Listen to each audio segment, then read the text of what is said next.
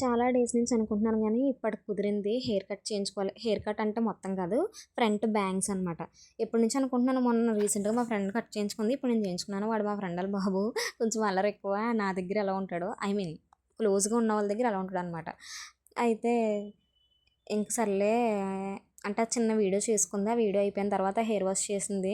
మనశ్శాంతిగా అనిపించింది. సరే హెయిర్ కటింగ్ అదే బ్యాంగ్స్ కూడా కట్ చేయించేసుకుందాం అని చెప్పి చేయమని చెప్పాను దానికి. కట్ చేస్తున్నప్పుడు నా ఫీలింగ్ ఏంటంటే, అయ్యో! అనవసరంగా కట్ చేయించుకుంటున్నానేమో అని అనిపించింది గైస్ నిజంగా. సీరియస్‌గా అదే అనిపించింది. అంటే నేనెప్పుడు ఫ్రంట్ చిన్నగా తీసుకుంటాను ఫంక్స్ అవి. కానీ అలా కాదు, బ్యాంగ్స్ కింద అంటే ఎక్కువే తీయాలన్నదనేసి కొంచెం బాధేసింది. హెయిర్ కట్ అంటే ఎవరికన్నా బాధే కదా!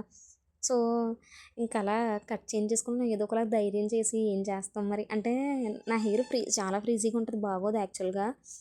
చూడ్డానికి బాగున్నా ఫ్రీజీగా ఉంటది గైస్. అంత బాగోదని కాదు.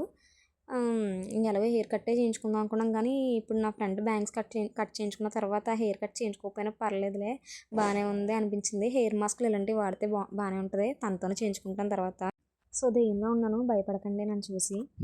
హెయిర్ కట్ అయిపోయిన తర్వాత నాకు నచ్చింది గైస్. అంటే సో, నేను అది ఎక్స్‌పెక్ట్ చేయలేదనమాట. అంటే ఫ్రంట్ బ్యాంగ్స్ కట్ చేయించుకుంటే ఏముందిలే పెద్ద ఏం తెలీదనుకున్నాం గానీ, కొంచెం నాకు లుక్‌గా అనిపించింది నా ఫేసు.